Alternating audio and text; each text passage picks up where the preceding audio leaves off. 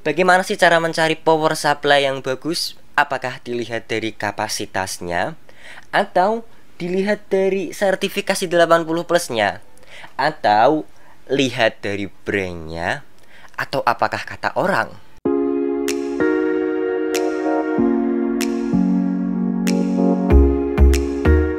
Assalamualaikum teman-teman, jumpa lagi bersama saya Ardi yang pastinya di Sinau PC. Oke, di video kali ini kita mau ngebahas mengenai gimana sih cara kita mencari power supply yang bagus untuk PC kesayangan kita. Nah, namun sebelum itu aku ingetin lagi nih buat teman-teman yang baru aja nemu channel ini dan juga belum subscribe. Yuk, aku saranin banget buat teman-teman untuk tekan dulu tombol subscribe-nya dan juga bunyiin loncengnya agar teman-teman tidak ketinggalan update dan info terbaru menarik lainnya dari channel Sinau PC. Nah, kita kembali lagi ke pertanyaan yang awal tadi. Gimana sih caranya kita mencari power supply yang bagus? Apakah kita lihat dari kapasitasnya? Secara mungkin akan ada banyak power supply yang kapasitasnya tidak sama sesuai dengan yang ada tertulis di boxnya. Mungkin tertulis 500 watt, tapi mungkin secara aslinya atau purenya nggak sampai 500 watt, atau bisa kita sebut dengan power supply non pure. Nah, selain itu ada power supply yang kapasitasnya sama namun harganya jauh berbeda. Ada power supply 500 watt yang mungkin dijual dengan harga 500 sampai 700 ribu rupiah, dan juga ada power supply 500 watt yang dijual dengan harga di atas 1 juta rupiah. Nah, gimana tuh? Lalu yang kedua, apakah cuma kita lihat dari sertifikasi 80 plusnya aja? Padahal sertifikasi 80 plus ini hanya menguji masalah efisiensi dayanya, terutama saat di load 50% dari kapasitasnya. Nah, sehingga power supply yang punya sertifikasi 80 plus ini belum serta-merta menunjukkan kualitas komponen yang dipakainya. Nah, mungkin juga ada power supply di luaran sana yang punya sertifikasi abal-abal atau punya sertifikasi palsu. Mungkin tertulisnya 80 plus gold atau mungkin 80 plus bronze, namun ketika dites enggak sampai apa yang diklaimkannya, yang sampai 80 plus gold. Ya mungkin kalian bisa cari sendiri apa brand-brandnya. Nah, buat teman-teman yang belum tahu apa itu power supply 80 plus, mungkin teman-teman bisa nonton dulu di video yang atas ini. Dulu aku pernah sempat bahas apa itu sertifikasi 80 plus pada power supply.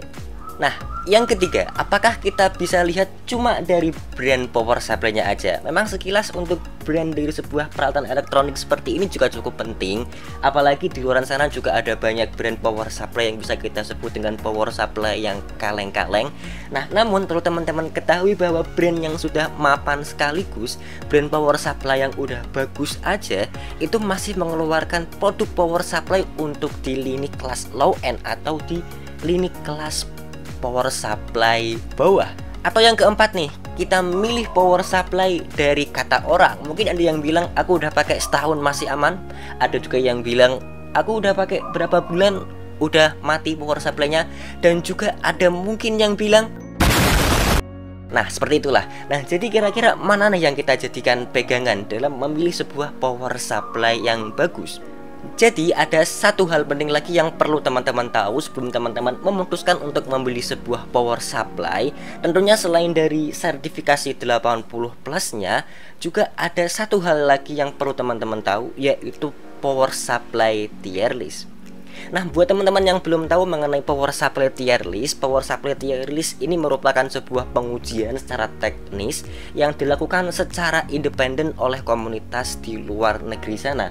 Ya, mungkin ini bukan pengujian secara resmi dan juga bukan pengujian yang bayar seperti pengujian sertifikasi 80 plus, di mana brand itu dia membayar kepada pihak penguji sertifikasi 80 plus untuk power supply-nya dikirimkan, kemudian diuji, dan kemudian mendapatkan sertifikasi 80 plus, baik itu sertifikasi 80 plus, bronze, gold, platinum, silver, dan yang lain sebagainya. Nah, walaupun pengujian power supply tier list ini merupakan pengujian independen, namun untuk orang yang melakukan pengujian dan juga tes pengujiannya bukan tes pengujian yang sembarangan, dan yang menguji pun juga bukan orang sembarangan. Intinya yang menguji power supply tier list ini udah orang pinter lah, udah nggak kayak kita semua lagi nih.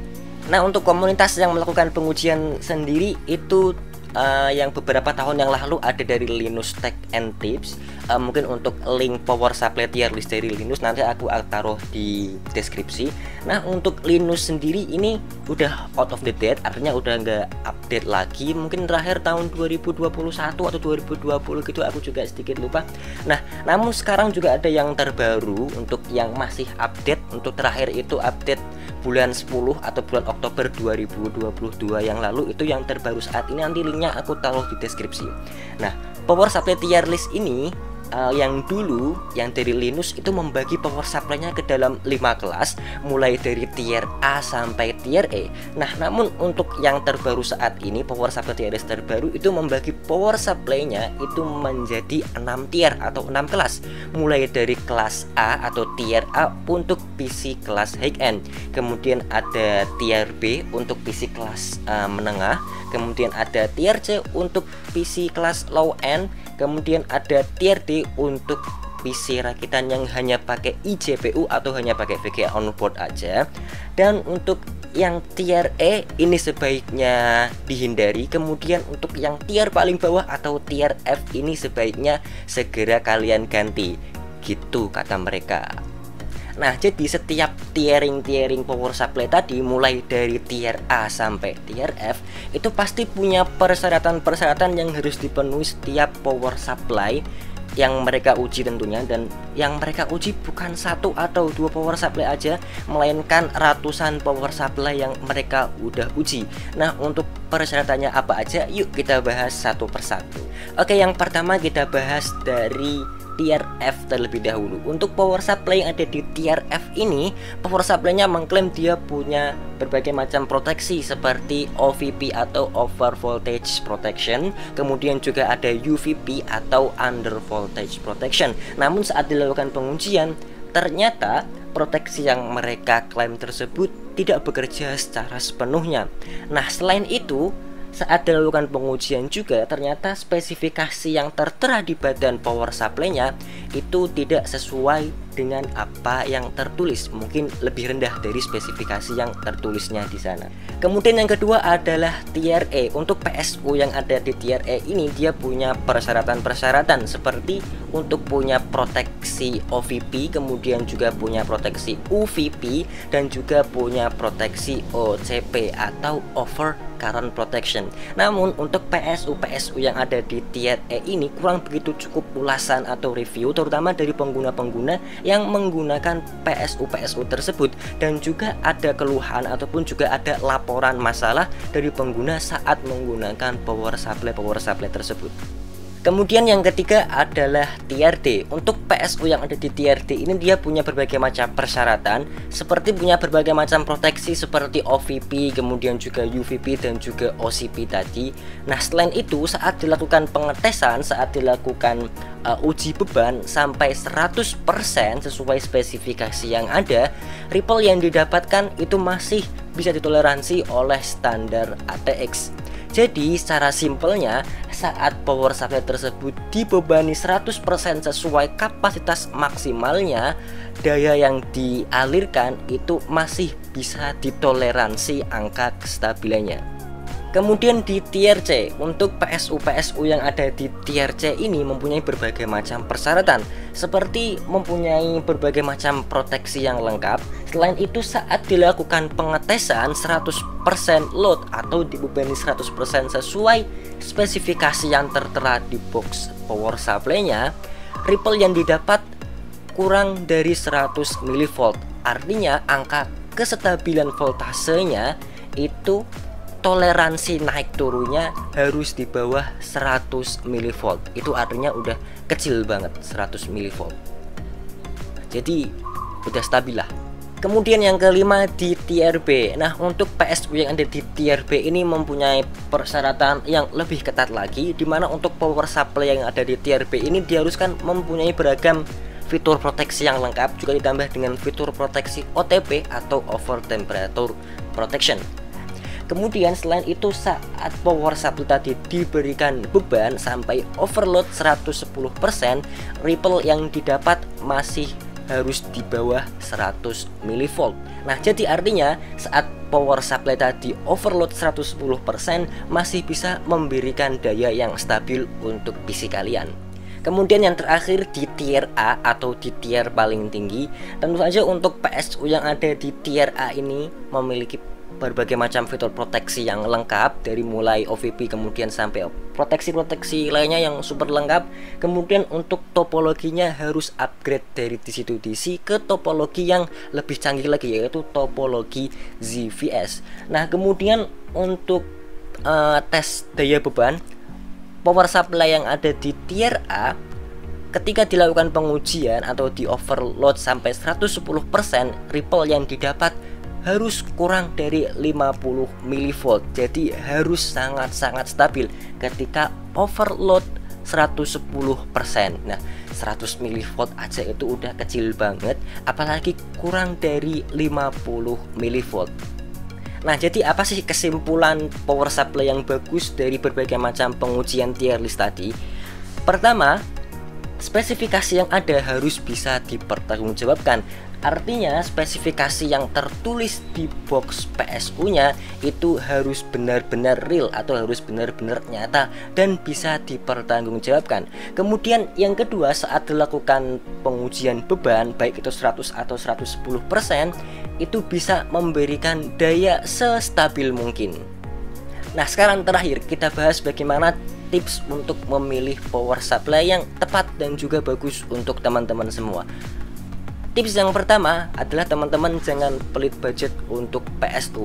Maksud dari pelit budget untuk PSU di sini artinya mungkin teman-teman nggak sayang untuk beli VGA atau beli GPU kemudian beli prosesor yang high end atau yang punya spesifikasi yang tinggi.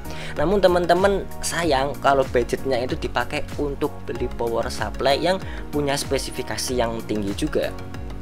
Nah, tips yang kedua adalah teman-teman jujur mengenai spek PC teman-teman. Apakah teman-teman hanya pakai eGPU? Apakah teman-teman punya spesifikasi yang low end? Ataukah teman-teman punya PC yang spesifikasinya menengah atau mid end? Atau teman-teman punya PC yang spesifikasinya tinggi atau spesifikasi high end? Kemudian yang ketiga, teman-teman jujur, apakah teman-teman ingin upgrade ke depannya? Ya, jika iya teman-teman ingin melakukan upgrade spek ke depannya, toh juga nggak salah kalau teman-teman langsung beli power supply yang punya kelas yang bagus seperti minimal tier C ataupun tier B, ataupun kalau teman-teman punya budget yang tinggi bisa pilih ke tier A. Nah, sekarang gimana nih buat teman-teman yang punya budget mepet?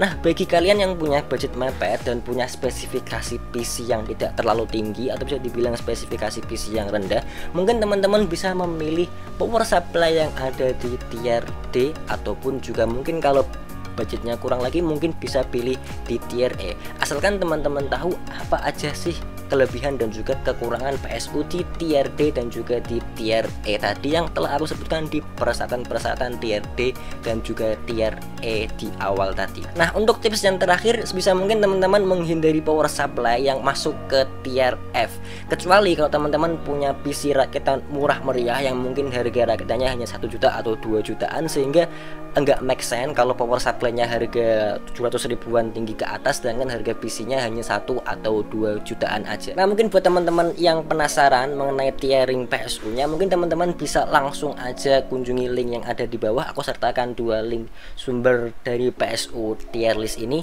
Nah, mungkin buat teman-teman yang penasaran kira-kira PSU di belakang aku ini termasuk di tier berapa? Di sini ada Deepcool DL500 untuk yang di tiering terbaru ada di tier E, dan untuk yang Cooler Master MWE 550W ini MWE 550 untuk di tiering terbaru ada di tier C. Nah, PSU kalian kira-kira tier yang mana nih? Coba komen di bawah. Oke, jadi di sini aja untuk video pembahasan kali ini. Mohon maaf kalau mungkin nanti durasinya agak panjang, dan juga terima kasih buat teman-teman yang udah nonton dari awal sampai akhir, dan juga buat teman-teman yang suka dengan video ini jangan lupa di like dan juga share video ini. Buat yang belum subscribe, yuk aku saranin banget buat kalian untuk tekan dulu tombol subscribe-nya dan juga bunyiin loncengnya agar teman-teman tidak ketinggalan info dan update terbaru menarik lainnya dari channel Sinau PC. Terima kasih. Assalamualaikum warahmatullahi wabarakatuh.